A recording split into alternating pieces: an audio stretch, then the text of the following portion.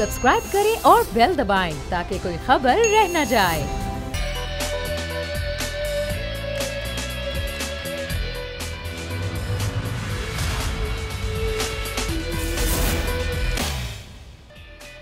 बिस्मिल्लाहिर्रहमानिर्रहीम, अस्सलामुअलैकुम। प्रोग्राम में मैं सुमैया रिजवान आपको वेलकम करती हूँ। नाजरीन, हम बात कर रहे हैं इजराइल की वहशियाना बमबारी की, और आज मैं अपने प्रोग्राम का आगाज़ इसी खबर से करूँगी क्योंकि हमारे दिल अफसुर्दा हैं, हमें तकलीफ़ हो रही है वहाँ की बर्बरियत देखकर। और ये बमबारी, ये बर्बरियत एक हफ्ते से जारी है, लेकिन आज सुबह जो कुछ हुआ है, सबसे पहले मैं वो आपको बताना चाहूँगी। आज सुबह यानी कि पीर की सुबह इतनी शदीद इजराइल ने गज़ा पर बमबारी की कि अस्पताल जाने वाली तमाम सड़कें तबाह हो गई। यानी कि वो लोग जो इस बमबारी से ज़ख्मी हुए, उन ज़ख्मियों को वो अपने अस्पताल भी अपने प्यारों को लेकर जा नहीं सकते उनका इलाज करवाने के लिए। जिनकी जान बच गई है, उनकी जान बचाने के लिए भी वो इलाज नहीं करवा सकते क्योंकि अस्पताल जाने वाली तमाम सड़कें तबाह हो चुकी हैं। ये बस नहीं किया है, बमबारी मुसलसल जारी है। कई रॉकेट दाग दिए गए हैं, कई घर गिरा दिए गए हैं, कई रिहायशी इमारतें तबाह हो गई हैं, बच्चे शहीद हो गए हैं, ख़वातीन शहीद हो गई हैं, जवान शहीद हो गए हैं, रोज़ जनाजे उठ रहे हैं। अब तो जनाजे उठाने वाले कंधे भी कम पड़ गए हैं, लेकिन इजराइल किसी तरीके से बस करने को तैयार नहीं है। आज ज़रा इस पर बात करेंगे कि अमली इक़दाम क्या हो सकते हैं, मज़म्मती बयानात से आगे बढ़ के क्या किया जा सकता है, हमारी मुस्लिम ममालिक की स्ट्रेटजी क्या हो सकती है, पर्सनल इंटरेस्ट से हट के हम लोग क्या कर सकते हैं। ये इतने साल पुराना मामला है, क्या ये इसी तरह देखा जाएगा? क्या ये लड़ाई, ये दहशतगर्दी वहाँ देख के अपनी आंखें बंद करके अपने लपसी के हम अपने घरों में भी दावत दे रहे हैं इनको? तो ये हमें सोचना होगा। इसी पर बात मेरे साथ मौजूद हैं कराची स्टूडियो से सीनियर सहाफ़ी, तज़ियाकार, editor in chief Bold News Nazir लगारी साहब और ब्रिगेडियर हारिस नवाज साहब भी हमें ज्वाइन करें। आप दोनों हजरात का शुक्रिया। पाकिस्तान तहरीक इंसाफ से शौकत बसरा साहब और पाकिस्तान मुस्लिम लीग नून से राना एहसान साहब हमारे साथ मौजूद हैं। हारिस साहब, मैं चाहूँगी मैं आपसे पहले गुफ्तगू आगाज़ करूँ। जो सूरत हाल है वो नई नहीं है, लेकिन जुल्म जिस तरह का किया जा रहा है कि अब हर कोई बोल रहा है, चाहे वो मुसलमान हो, चाहे वो किसी और मज़हब से ताल्लुक़ रखने वाले लोग हों, वो भी उस एहतजाज में शरीक हैं। जो जुल्म वो देख रहे हैं, अब कोई भी ऐसा दिल नहीं है, दर्दमंद दिल नहीं है जो खून के आंसू नहीं रो रहा, क्योंकि बच्चे भी सबके सांझे होते हैं। बच्चों पर जिस तरह का जुल्म वहाँ किया जा रहा है, हर आंख अश्कबार है। लेकिन हम जो बातें करते हैं, मज़म्मत करते हैं, मज़म्मती बयानात देते हैं, OIC ने भी करारदाद मंजूर की, 2 स्टेट सोल्यूशन पेश किया, यूनाइटेड नेशन में 3 इजलास अब तक हो चुके हैं। मेरा सवाल ये है कि तमाम मुस्लिम उम्मा, बल्कि मुस्लिम उम्मा क्या, पूरा अक़वाम आलम क्या कर सकता है अमली इक़दामात, और कर क्यों नहीं रहा? रुकावट कहाँ आती है यार साहब? देखें सुमैया, बात यह है कि कर बहुत कुछ सकते हैं, इस्लामिक उम्मा भी बहुत कुछ कर सकता है, यूनाइटेड नेशन जनरल असम्बली भी बहुत कुछ कर सकती है। बात ये करने की, do they want, and then it is not कि ये मुसलमानों के या पैलेस्टीनियंस के जो है जेनोसाइड किया जा रहा है। It's a question of humanity. When we talk of humanity, it includes all religions, और इसमें आपके बहुत बड़े ह्यूमन राइट्स के यूरोपियन कंट्री के चैम्पियंस भी देखने वाले हैं कि उनका क्या बेहिस एटीट्यूड है। अमेरिकन जो अपने आप को सुपर पावर कहता है, उनका नहायत घटिया और अहमकाना एटीट्यूड है, और वो टोटल उनकी बैग पुष्पनाई की वजह से इजराइल ये कुछ कर रहा है। और उसके बाद यूनाइटेड नेशन की प्राइम रिस्पॉन्सिबिलिटी है कि कॉन्फ्लिक्ट को ख़त्म कराना, और उसके बाद इंश्योर करना कि तमाम मुल्कों में लड़ाई झगड़े नहीं होते हैं। उनकी एक जिस तरीके से यूनाइटेड नेशन का सेशन हुआ है और उन्होंने करारदाद की है, बिल्कुल नाकाफ़ी है। बहुत ही एक दर्दमाना तरीके से बात कर रहे हैं कि जी वो एट्रॉसिटीज़ बंद कर दें, और दोनों तरफ की बात कर रहे हैं। अमेरिकन तो ओपन साथ हैं, उन्होंने कहा जी कि Israel is right to defend, बात ख़त्म, नॉट रियलाइजिंग। और फिर वो बात करते हैं कॉन्फ्लिक्ट और क्लैश की। It is not a conflict and a clash, it is simple. एक पार्टी जो है वो जुल्म बर्बरियत कर रही है नहाते पैलेस्टीनियंस के ऊपर। एक्चुअली टेररिज्म है। जब होता है दोनों आर्म्ड हों, दोनों दोनों फुली इक्विप्ड हो। अब बात यह है कि देखें यहाँ पर बहुत कुछ किया जाता है। ओआईसी ने एक सेशन किया है, उसमें वो रेजोल्यूशन पास कर दिया है। आज की एक अच्छी डेवलपमेंट है कि हमारे फॉरेन मिनिस्टर आज रात को न्यूयॉर्क जा रहे हैं, उधर से टर्किश फॉरेन मिनिस्टर वहाँ पर आ रहे हैं। Let's see what all they can do United nation. एक तो ये बात है, लेकिन दुनिया का एटीट्यूड देखें तो हैरान कुन है। I mean I can't believe जो जुल्म बर्बरियत, जैसे वो एक रोग स्टेट होती है, बदमस्त हाथी होता है, उस तरीके से वो वहाँ पर जुल्म कर रहे हैं। उन्होंने अल जज़ीरा का मीडिया हाउस तबाह कर दिया है, उन्होंने तमाम, ताकि कोई ख़बर ही ना पहुँचाने वाला हो। और जिस तरीके से वो सिविल आबादी के ऊपर बच्चे, औरतें, प्रेग्नेंट वुमेन और बूढ़े, और वहाँ पर अब तो I think one can't see what is happening around there. और ये ह्यूमैनिटी कहाँ गई है? Human rights watch talk, human international, जो एमनेस्टी इंटरनेशनल, वो कहाँ गई? ये लोग कहाँ, जो यूनाइटेड नेशन के हैं?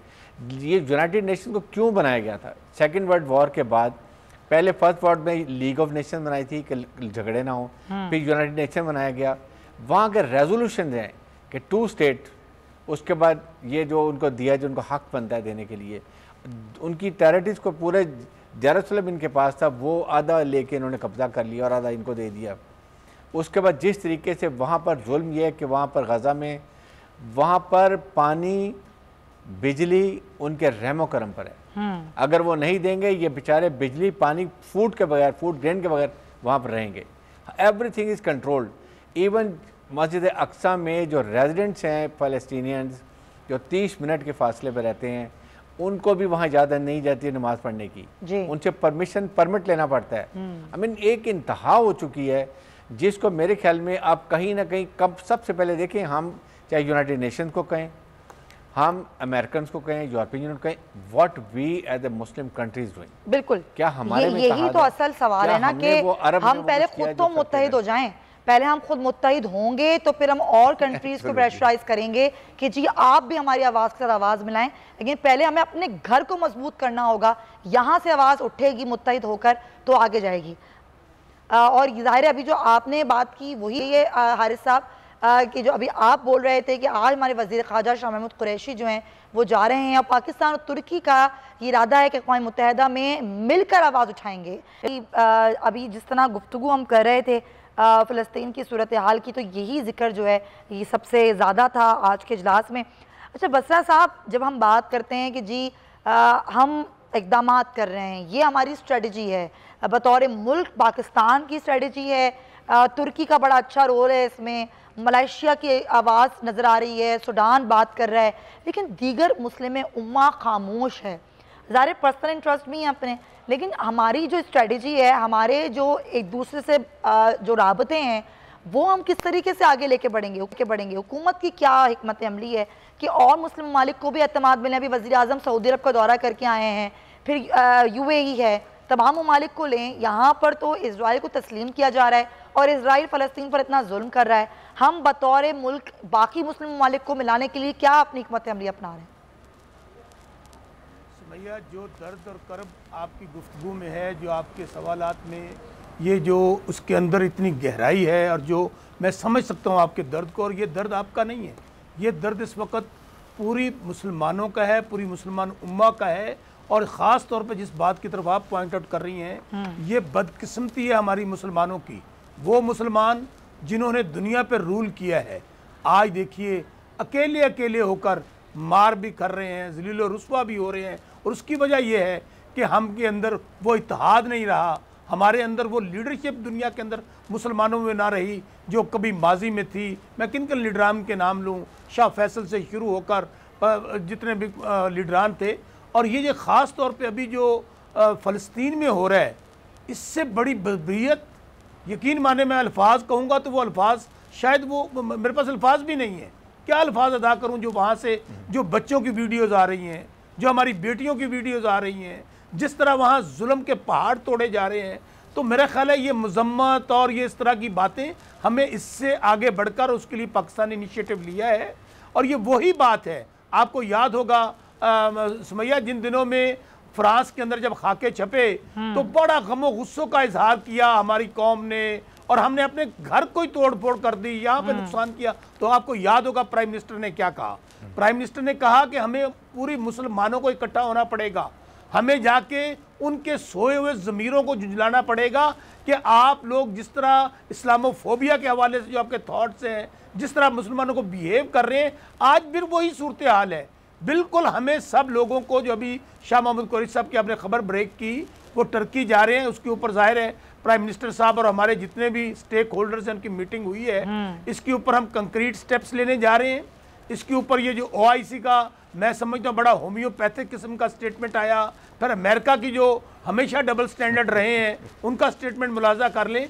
उसके लिए हमें फौरी तौर पे ये जो स्टेप्स लिए जा रहे हैं, हमें तमाम हमारे वज़ीर ख़ारजा जो हैं अभी टर्की गए हैं, उसके बाद तमाम OIC को, तमाम मुसलमान उम्मा को इकट्ठा करना पड़ेगा कि हम सब मिलकर इसके ऊपर स्टैंड लें और उनको बताएं। आज अगर ये घर फ़लस्तीन के यही तो मेरा सवाल है ना बसरा साहब, पर्सनल इंटरेस्ट हैं, इकट्ठा कैसे करेंगे आप?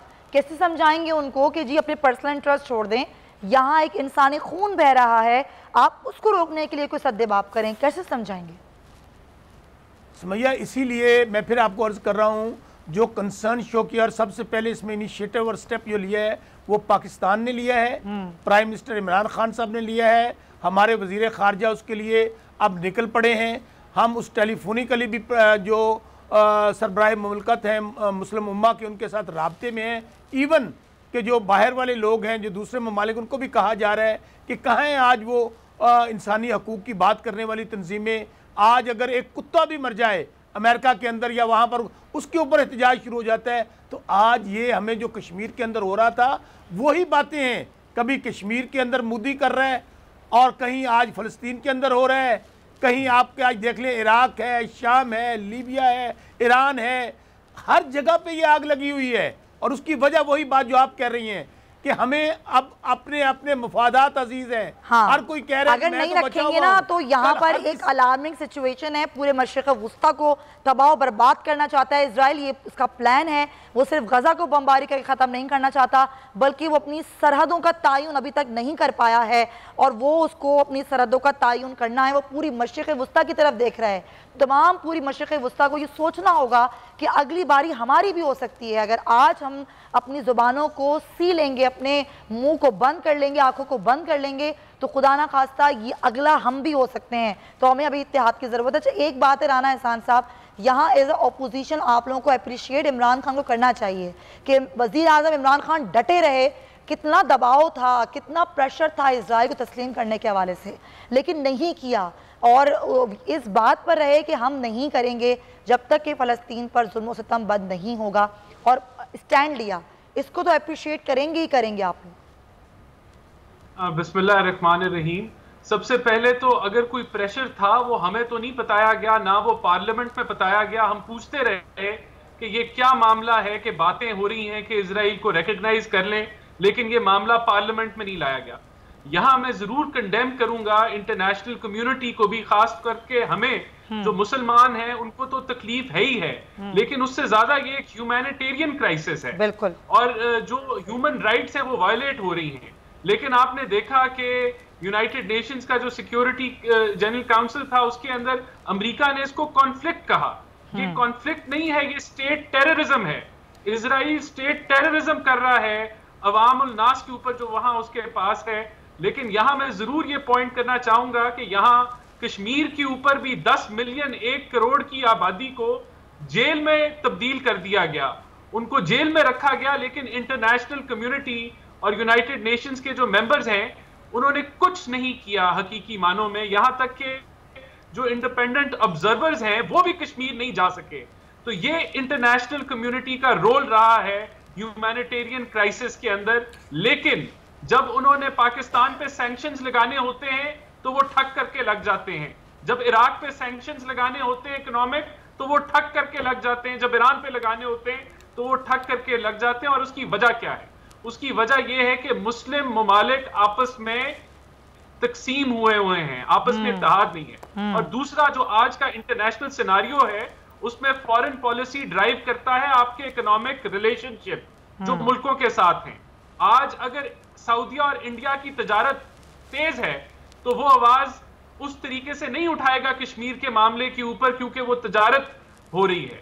यही प्रॉब्लम और भी मुल्कों के साथ है, जिसकी तजारत जिसके साथ ज्यादा है वो ह्यूमन राइट्स क्राइसिस करे, वो ह्यूमन राइट्स वायलेशन करे, लेकिन वहां आपको आवाज उठाते हुए नहीं नजर आएंगे। बिल्कुल आप सही कह रहे हैं। ये अपने पर्सनल इंटरेस्ट इतने अजीज हैं कि आप सब कुछ भूल गए, इवन आप हिस्ट्री भी भूल गए लगाई साहब, लेकिन आपसे बेहतर हिस्ट्री कोई नहीं बता सकता है। मैं चाहूँगी आप बताएं उस 73 में क्या हुआ था जब जुल्फ़िकार अली भुट्टो ने पाकिस्तान एयरफोर्स के तैयारे शाम और उर्दून भेजे थे, और उस वक्त भी यही बात थी कि इजराइल के तैयारे तबाह किए गए थे। ना सिर्फ उस वक्त ये हुआ था, बल्कि जो इस जंग में शुमाली कोरिया ने भी अपने 20 पायलट्स जो थे वो मिस्र भिजवाए थे। जब उस वक्त ये हो सकता था, दीगर मुस्लिम ममालिक इकट्ठे हो सकते थे इजराइल के खिलाफ, तो फिर ये आज क्यों नहीं हो सकता? हम अपना एतबार गंवा चुके हैं, हम अपना वकार गंवा चुके हैं।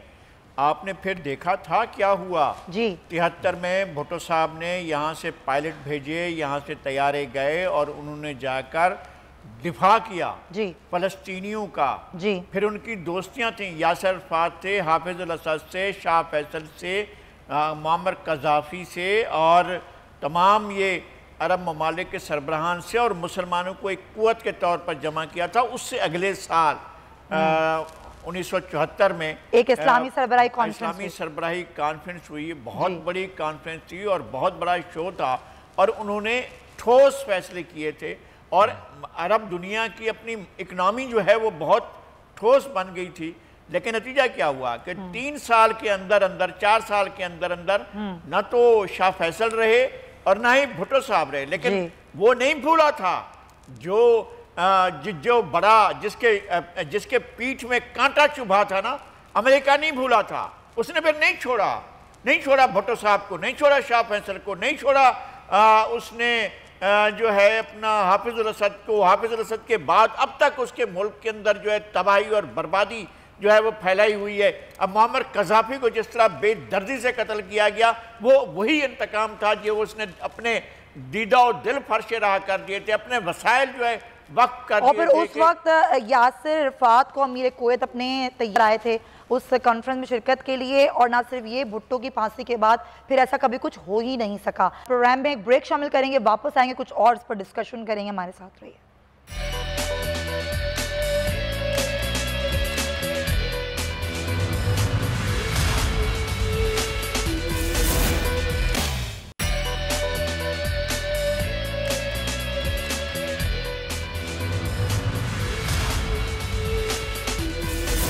Welcome back to the show. जिस तरह अभी ब्रेक से पहले हम कुछ तारीख नजर डाल रहे थे, क्या कभी ऐसा हुआ था? आज हमारे बच्चे, हमारी नौजवान असल हमसे सवाल ये करती है, क्या हम उनकी क्या मदद कर सकते हैं? क्या हम अपनी फ़ौज वहाँ भिजवा सकते हैं? क्या हम अपने तैयारे वहाँ भिजवा सकते हैं? वो भी तो मुसलमान हैं, वो भी तो किसी के बच्चे हैं जिन पर इतना जुल्म हो रहा है। तो हमने थोड़ी सी तारीख आपको याद दिलाई, कैसा हुआ था 73 में, ऐसा हुआ था। और हमें ये भूलना नहीं चाहिए कि कायद आज़म मोहम्मद अली जिन्ना ने 1948 में क्या कहा था। उन्होंने कहा था कि भारत और इजरायली जो लोग हैं उन पर कभी एतबार नहीं किया जा सकता, ये नाकाबिले एतबार लोग हैं, और आज वो साबित हो रहा है। हमें ये समझना होगा कि भारत क्या चाहता है। भारत भी यही चाहता है कि पूरी जनूबी एशिया को भारत बना दे और अपना पूरा कब्जा जनूबी एशिया पर कर ले, और कुछ ऐसा ही कुछ इजराइल चाहता है। इजराइल का जो मंसूबा है, ग्रेटर इजराइल जो मंसूबा है वो यही है, और वो ग्रेटर इजराइल तस्वुर यही है कि आप पूरा कब्जा कर लें। उसमें उर्दून, शाम, सऊदी अरब कई हिस्से आते हैं जिन पर वो कब्जा करना चाहता है। पूरे मशरिक़ वुस्ता पर उसकी नज़र है। हमें ये समझना होगा, और ये सिर्फ हमें नहीं, हमें से मुराद मुस्लिम उम्मा है। ये पूरी मुस्लिम उम्मा को समझना होगा कि क्या है तसव्वुर, ग्रेटर इस्राइल का तसव्वुर क्या है, वो क्या चाहता है, और ये सेहूनी सोच क्या है। ये जो जुल्म हो रहा है ये क्यों हो रहा है, इसके पीछे भी एक साजिश है।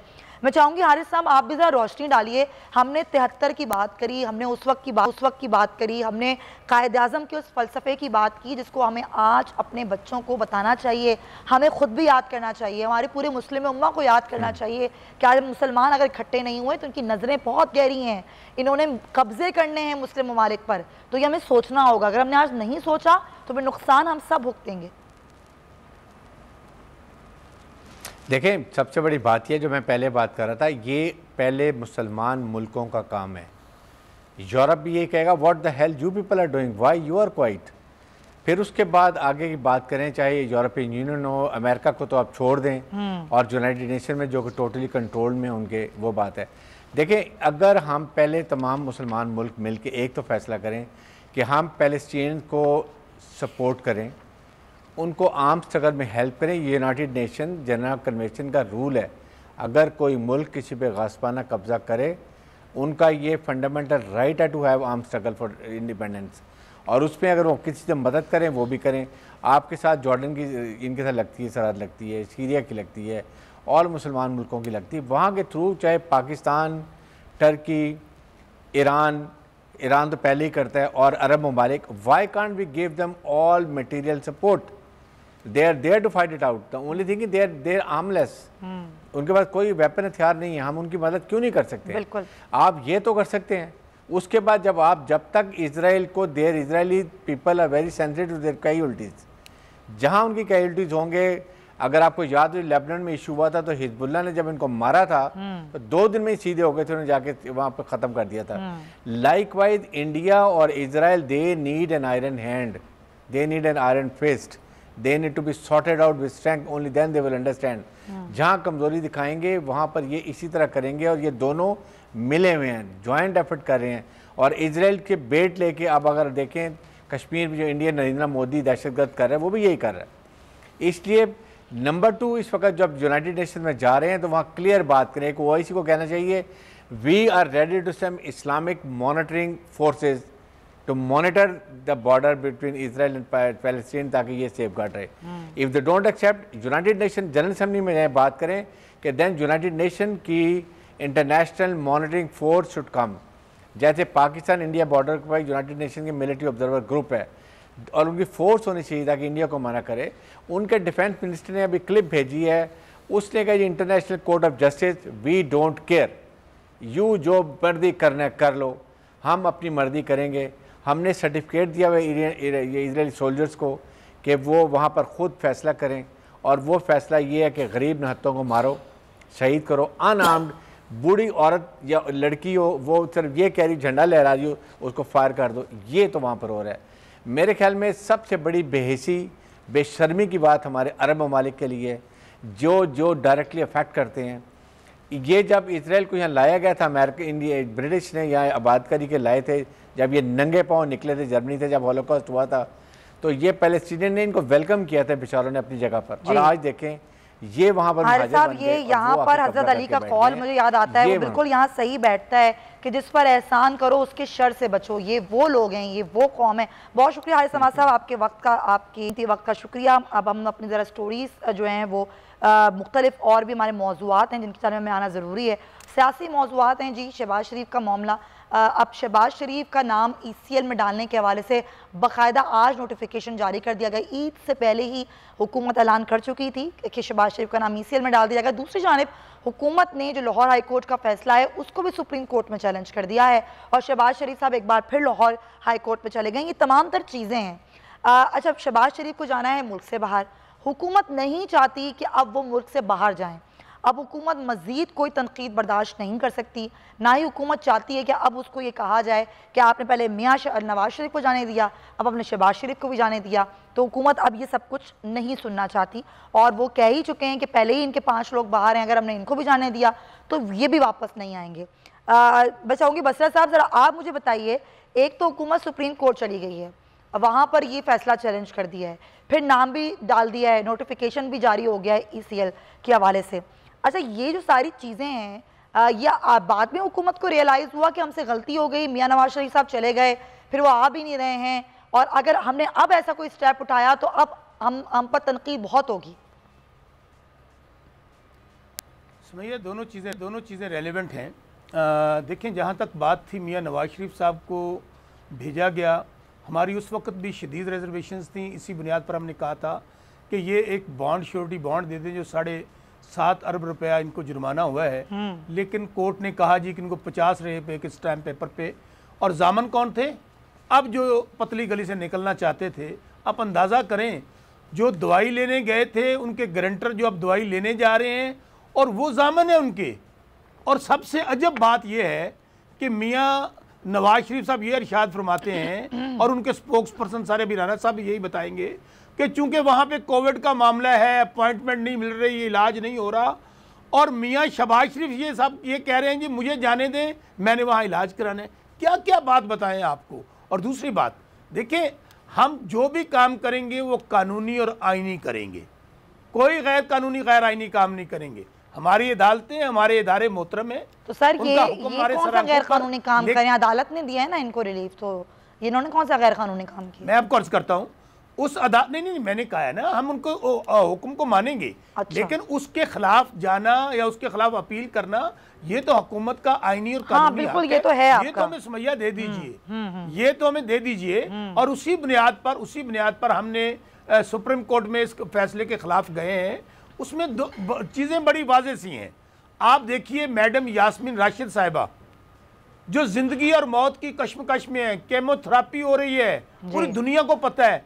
और आज भी मैं उस माँ को, उस खातून को पूरी कौम की जानिब से सैल्यूट पेश करता हूँ कि जिस दिलेरी के साथ डेथ बेड पे होने के बावजूद वो कोविड जैसी बीमारी और कुदरती आफत में जिस तरह वो जंग लड़ रही हैं मैदान जंग में आके। और यहाँ पर मियाँ साहब को क्या है, क्या यहाँ पर आपने 3-3 बार यहाँ वजीर आजम रहे, 3-3 बार वजीर आला रहे, तो इलाज इस मुल्क नहीं होता? चलें ये सवाल तो कई बार किया जा चुका है। इस सवाल को घुमा देते हैं, इलाज मुल्क इस सवाल को घुमा देते हैं। राना साहब भी आज मेरे आपके इस सवाल को घुमा देंगे। राना साहब चलें आप इस सवाल को घुमा दें, लेकिन मेरे एक सवाल का जवाब दें। कोरोना की वबा कितनी तेजी के साथ फैल रही है, लॉकडाउन किया गया, इस लॉकडाउन में पूरे मुल्क में कंट्रोल हुआ। आज अखबार के फ्रंट पेज की खबर है कि पंजाब में शराब बढ़ गई लॉकडाउन में, और यहाँ पर एक दिन में 23% मुस्बत केसेस आए हैं। और शेखोपुरा में रैली निकाली जाती है, जलसा किया जाता है। आप सियासतदानों की भी तो कोई जिम्मेदारी है या नहीं है कि यहाँ पर हम लोगों को कहते हैं कि आप घरों में रहें और आप लोग रैलियां कर रहे हैं, फिर कैसे आप कह सकते हैं लोगों को कि घरों में रहें? बिस्मिल्लाहिर्रहमानिर्रहीम। देखिए, सबसे पहले तो जो रैली थी वो प्लान नहीं थी।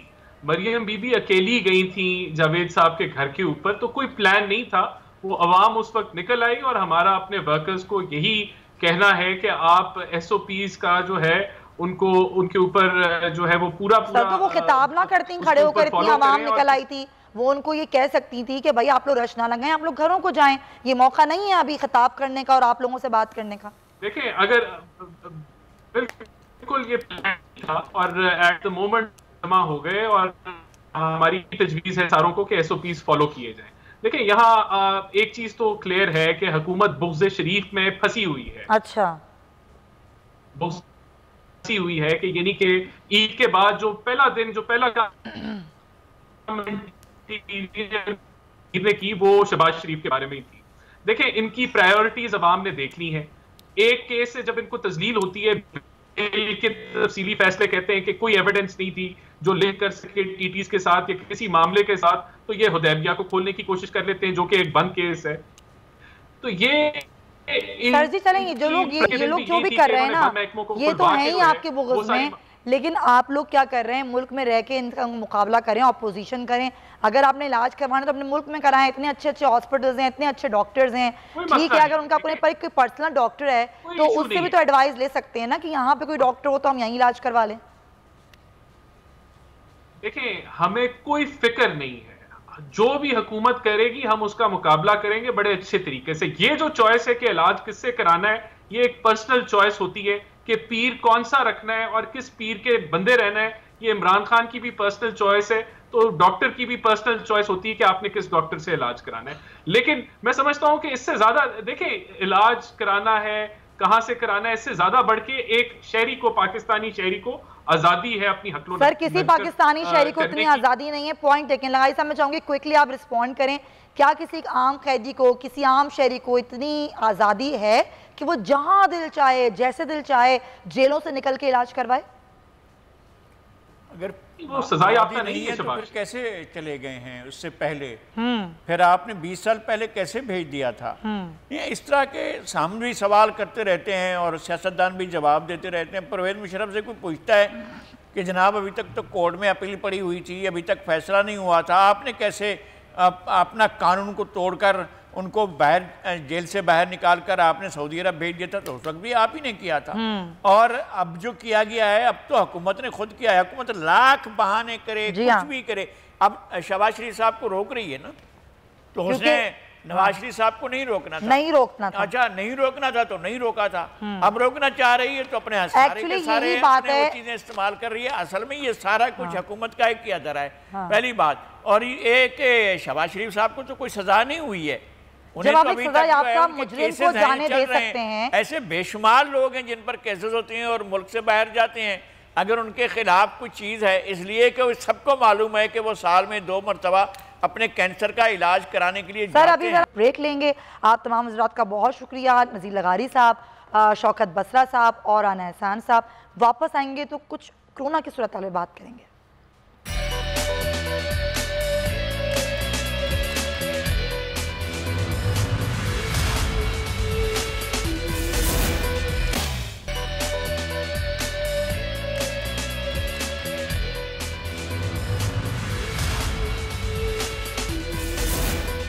Welcome back. कोरोना की सूरत हाल बात करेंगे। कोरोना की जो मुस्बत केसेस की शरह है वो पूरे मुल्क में कम हुई, लेकिन लाहौर में मुस्बत केसेस जो हैं वो 23% तक बढ़ गए। ये एक दिन का रेशो है। अब वैक्सीनेशन जो है वो 30+ जो है उनकी आज से खुल गई है। रजिस्ट्रेशन ज़रूर करवाएं और वैक्सीन लगवाएं, बार बार आपसे कहा जा रहा है। इसी बात करने के लिए डॉक्टर अब्दुल बारी CEO हैं इंडस हॉस्पिटल के। डॉक्टर साहब बहुत शुक्रिया आपका।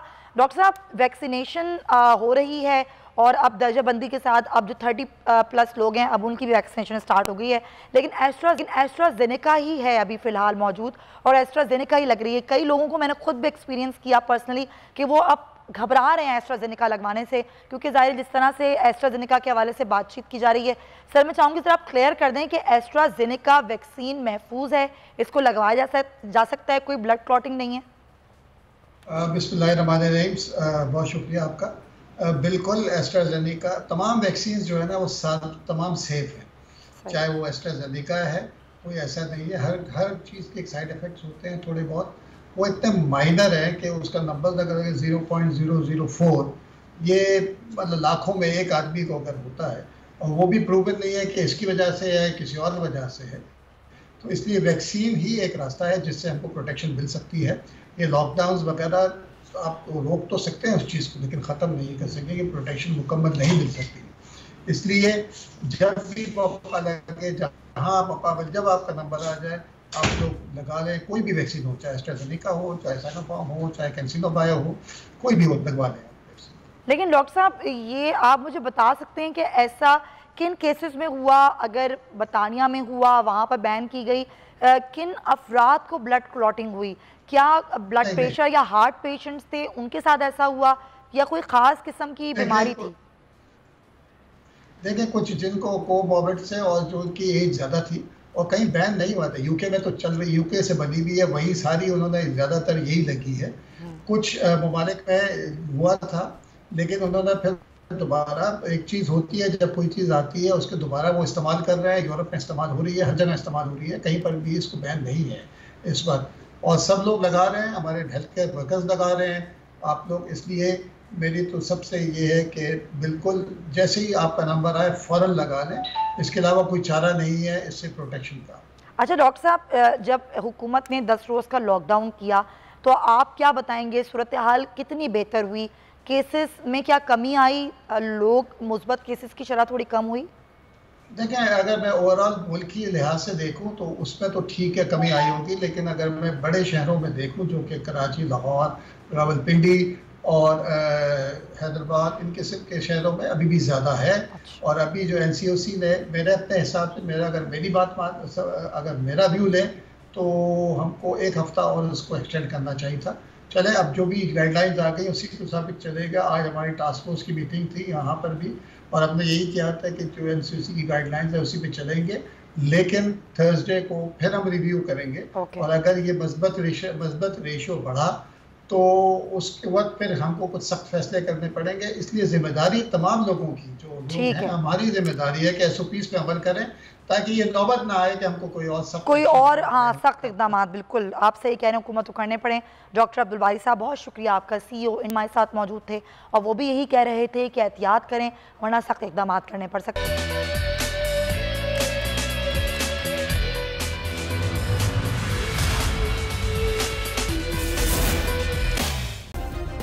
सब्सक्राइब करें और बेल दबाएं ताकि कोई खबर रह न जाए।